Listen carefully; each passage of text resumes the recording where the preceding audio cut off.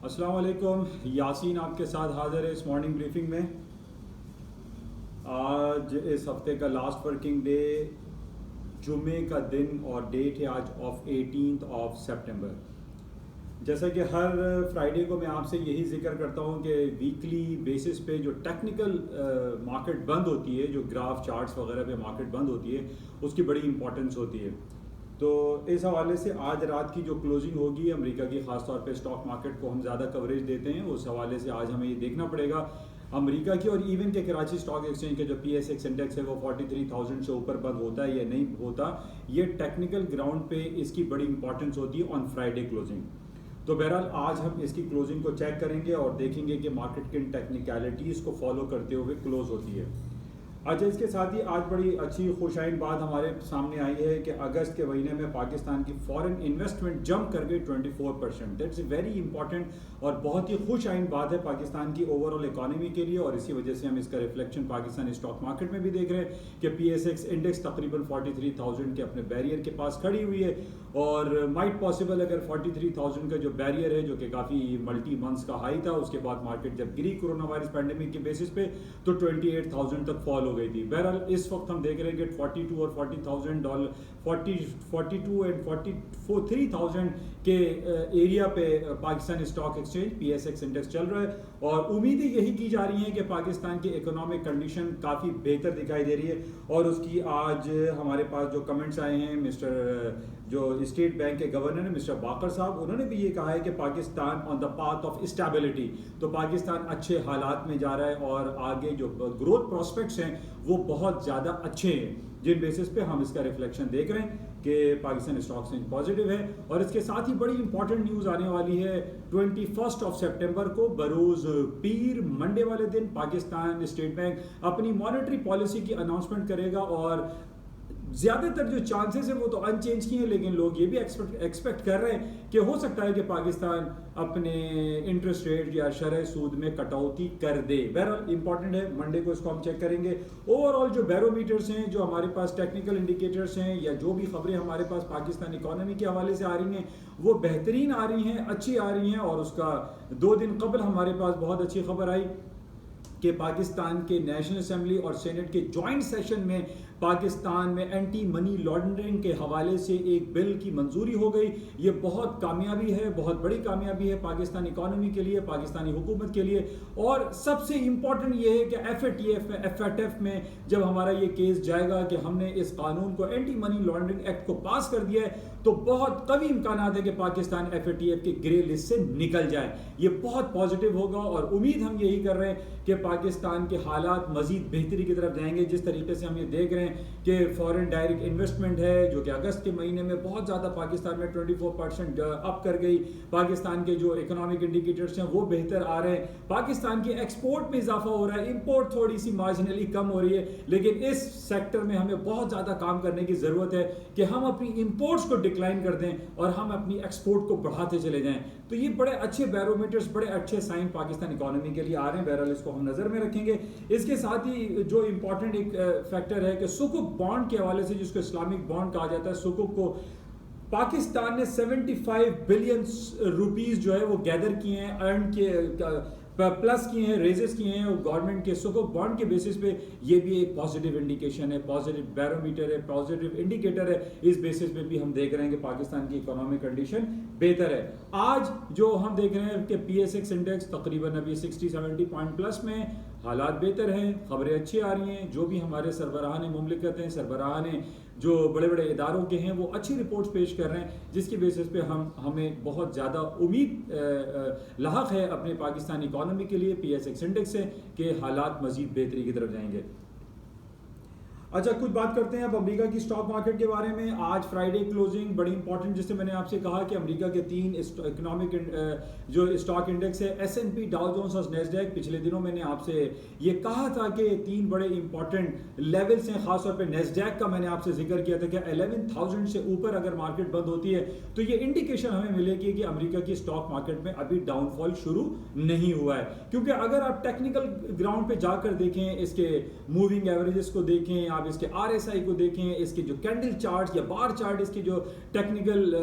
Graphs इसके create होते हैं, उन बेसिस पे हम ये देख रहे हैं कि 11,000 के ऊपर अगर नेस्डैक क्लोज होता है तो it indicates that the market will come upside more rather than कि हम ये कहें कि मार्केट जो है वो फॉल हो जाएगी, क्योंकि FOMC में अमेरिका ने अपना इंटरेस्ट रेट अनचेंज छोड़ा है। लेकिन ये बड़ा इंपॉर्टेंट फैक्टर है कि पिछले काफ़ी दिनों से हमारे पास ये खबर आ रही है कि अमेरिका के जो फेडरल रिजर्व बैंक के चेयरमैन मिस्टर जेरेमी पावेल वो इस बात का इजहार करते रहते हैं और उन्होंने ये इंडिकेट किया है कि 2% से ज़्यादा हमारा इन्फ्लेशन रेट होना चाहिए। हमारे से मतलब है कि अमेरिका का इन्फ्लेशन रेट जो है वो 2% से ज़्यादा रहेगा। तो इसकी इंडिकेशंस हमारे पास, इसकी इंप्लीकेशंस ये हो सकती है कि आइंदा चंद महीनों में अमेरिका भी अपने इंटरेस्ट रेट बढ़ाने की खबरें देना शुरू कर दे, ये इशारे हमें मिलना शुरू हो जाएंगे। तो इस बेस पे हम ये कह सकते हैं कि स्टॉक मार्केट में थोड़ा सा करेक्शन, हेल्दी करेक्शन, डाउनफॉल आ सकता है। बहरहाल ऑन टेक्निकल ग्राउंड, और जिसको हम ये कहते हैं कि जो आपका ट्रेंड रिवर्सल की जो इंडिकेशन है वो S&P की 32 है और नेस्डैक जो है वो 11,000, it's a very important level. और इसी तरीके से डाउ जोन्स अराउंड 26,500 के करीब इंडिकेट कर रहा है कि if the market close below these all levels तो फिर हम ये कह सकते हैं कि ट्रेंड रिवर्सल वाली सिचुएशन क्रिएट हो रही है और स्टॉक मार्केट गिर जाएंगी। अभी फिलहाल जो अमेरिका की स्टॉक मार्केट थोड़ी सी डाउन हुई है, उसकी वजह हम ये कह सकते हैं कि जेरेमी पावेल साहब ने ये कहा है, ये इंडिकेट किया है कि अब वो मजीद किसी स्टिमुलस पैकेजेस की तरफ नहीं जाएंगे, जिसकी वजह से हम ये देख रहे हैं कि स्टॉक में थोड़ा सा डाउनफॉल आया और इसको हम बहरहाल हेल्दी करेक्शन कह सकते हैं। हम ये नहीं कह सकते कि बस स्टॉक मार्केट अब तबाह हो जाएंगी, गिर जाएंगी, क्योंकि पहले भी मैंने आपसे ये कहा था कि अमेरिका की स्टॉक मार्केट को गिरने के लिए हमें ग्राउंड रियलिटीज पे एक सॉलिड खबर चाहिए, एक बड़ी खबर चाहिए, जिन बेसिस पे हम ये कह सकेंगे स्टॉक मार्केटों में कुछ क्रैश आ जाएगा, अमेरिका इंटरेस्ट रेट बढ़ाने के लिए जा रहा है, या वो billions and trillions of dollar के दोबारा से टैक्सेस लागू कर देगा चाइनीज गुड पे। तो ऐसी कोई खबरें हमारे पास है नहीं। हालांकि पिछले दिनों हमारे पास बहुत बड़ी खबर ये चल रही थी कि टिकटॉक और वीचैट को पाबंद कर दिया जाएगा और अमेरिका ये चाह रहा है कि टिकटॉक माइक्रोसॉफ्ट खरीद ले। लेकिन अभी पिछले दिनों हमारे पास ये खबर आई कि टिकटॉक माइट पॉसिबल ऑरेकल, जो कि अमेरिका की बड़ी कंपनियों में शुमार होता है, ऑरेकल टिकटॉक को खरीद ले। बहरहाल इस हवाले से चाइना बहुत ज्यादा अपने ऐलानात कर रहा है कि हम टिकटॉक को नहीं सेल करेंगे, अगर बाय फोर्स अमेरिका ने कोशिश की बेचने के लिए तो हम उसको बैन कर देंगे, बंद कर देंगे, उसकी सर्विसेज को होल्ड कर देंगे, और लेकिन हम बेचेंगे नहीं। तो बहरहाल इस हवाले से हम देखेंगे, लेकिन अभी कोई ऐसी कंफर्मेशन खबर नहीं आ रही है कि टिकटॉक को माइक्रोसॉफ्ट या ऑरेकल फाइनली खरीदने के लिए जा रहा है। बहरहाल कुछ ये खबरें हैं नेगेटिव हैं, जिसकी वजह से स्टॉक मार्केट में थोड़ी सी करेक्शन, डाउनफॉल आया। बहरहाल आज फ्राइडे क्लोजिंग हम जरूर देखेंगे कि मार्केट किन लेवल्स पे बंद होती है। अच्छा, बात करते हैं ऑयल की। ऑयल की मार्केट, आपको जैसे मैंने आपसे कहा था कि $41 is a very important crucial resistance level है। आज हम देख रहे हैं कि $41 से मार्केट हायर साइड पे चल रही है, और उसकी वजह ये बताई जा रही है कि जनाब हरिकेन सैली जो है वो टकरा गया है, वो हिट कर गया है फ्लोरिडा पे, अलाबामा एंड लुजियाना का जो इनका कोस्टल बेल्ट है अमेरिका का, वहाँ पे सैली हिट हो गया है और वहाँ पे काफ़ी फ्लडिंग हो गई है, जिसकी वजह से ये इंडिकेट किया जा रहा है कि वहाँ पे जितनी रिफाइनरीज हैं या कोस्टल बेल्ट पे जो उनकी ऑयल से रिलेटेड जितने भी वेल्स हैं उनको वो हिट कर रहा है, जिसकी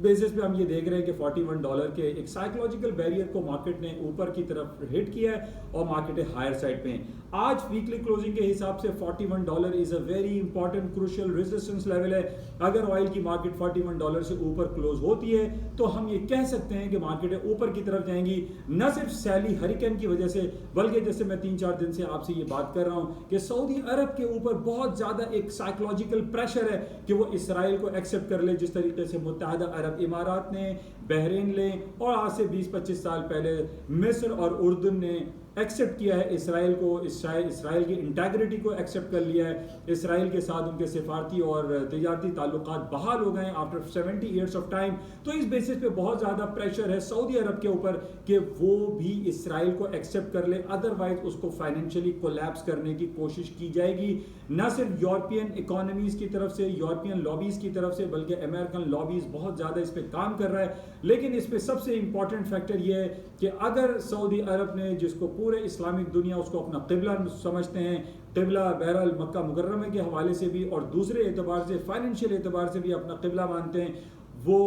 बहुत ज़्यादा डैमेजिंग होगा और इससे हमारी OIC organization of Islamic cooperation और अरब लीग जिसमें 22 कंट्रीज शामिल हैं वो ब्रेकअप हो सकता है, ख़त्म हो सकते हैं और ज़बू हाली का शिकार हो सकते हैं। बहरहाल इस वक्त हम ये देख रहे हैं सऊदी अरब एक बिल्कुल मंझधार में आके खड़ा हुआ है और वो समझ उसको नहीं आ रही है कि वो आया इसराइल को एक्सेप्ट करे या ना करें। बहरहाल प्रेशर बहुत ज़्यादा है जिस बेसिस पे हम ये देख रहे हैं कि ऑयल की मार्केटें नीचे की तरफ जा रही थी, लेकिन अभी जो इंडिकेशंस हमारे पास आ रही हैं इसमें बहुत ज़्यादा कवी इम्कानात हैं कि इसराइल को जल्द कबूल कर लिया जाए, क्योंकि पिछले जुमे के खुतबे में जो इमाम काबा ने दिया था अब्दुल रहमान सुदैस ने, उस साहब ने उन्होंने भी यही कहा था कि यहूद और नसारा के हवाले से उन्होंने कुछ खिताब में फरमाया था और उसको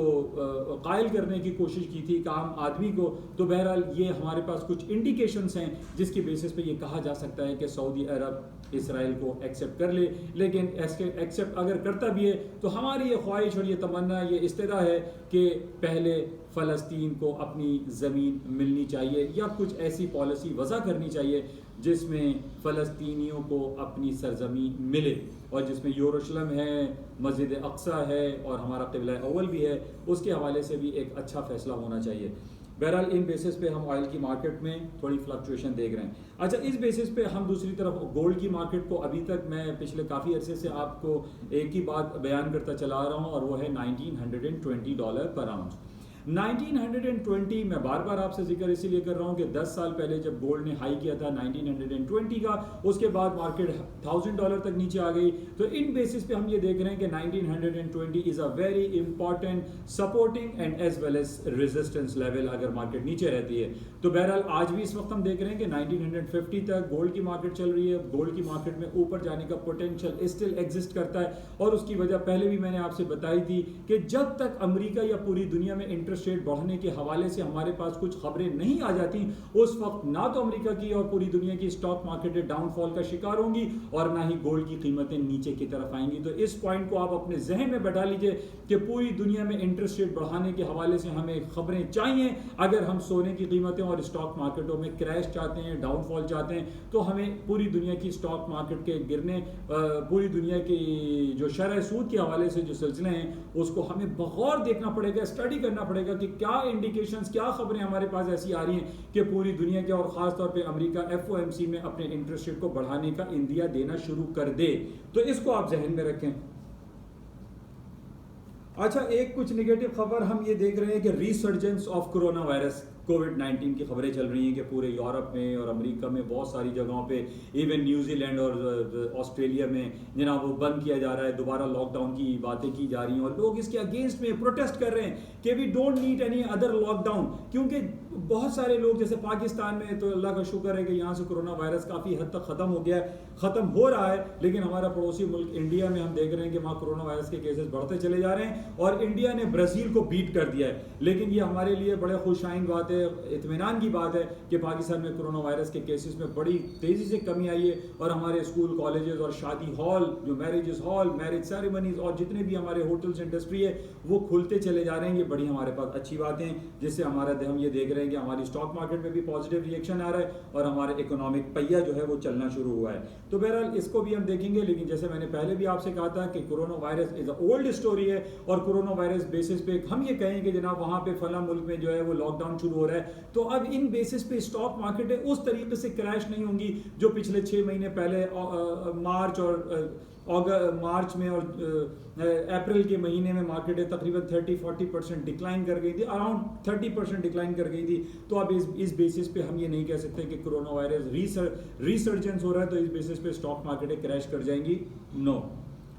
तो ये बड़ा इंपॉर्टेंट है और इसके साथ ही करेंसी मार्केट में थोड़ी सी हम देख रहे हैं कि मूवमेंट अपर साइड पे है, डॉलर की कीमतें नीचे की तरफ जा रही हैं, डॉलर इंडेक्स में थोड़ा सा डाउनफॉल आया है। तो इस बेसिस पे हम ये कह सकते हैं कि करेंसी मार्केट दोबारा से थोड़ा सा हायर साइड पे जा रही हैं और डॉलर की कीमतें नीचे जाने की वजह यह है क्योंकि अमेरिका ने कोई ऐसी इंडिकेशन नहीं दी कि वो इंटरेस्ट रेट बढ़ाएगा। इस बेसिस पे डॉलर की कीमतें दोबारा डाउन साइड पे जा रही हैं, डॉलर इंडेक्स डाउन साइड पे जा रहा है, यूरो और स्टर्लिंग में कंपैरेटिवली थोड़ा सा हायर साइड पे इसके लेवल्स आ रहे हैं। बहरहाल ये कुछ खबरें थी जो आपके साथ शेयर की गई। हम उम्मीद करते हैं कि हालात अच्छे रहें पाकिस्तानी इकॉनमी के लिए और पूरी दुनिया के लिए अच्छे हालात रहें। इंशाल्लाह राब्ते में रहेंगे। जाते हुए आपसे मेरी गुजारिश रहती है कि इस यूट्यूब चैनल को, जो कि उर्दू और सहल अंदाज में है, और मेरी कोशिश होती है कि जो भी इंपॉर्टेंट इवेंट्स होते हैं वो आपके साथ शेयर कर लिए जाएं, तो आप इस यूट्यूब चैनल को विद बेल आइकन जो है उसको सब्सक्राइब कीजिए, लाइक करें, शेयर करें। इंशाल्लाह राब्ते में रहेंगे। हफ्ता इतवार 2 दिन छुट्टी, संडे नाइट को कोशिश करूंगा कि कोई इंपॉर्टेंट इवेंट रहेगा तो इंशाल्लाह आपसे रब्ता कायम किया जाएगा। उस वक्त तक के लिए इजाज़त दीजिए। खुदा हाफिज़।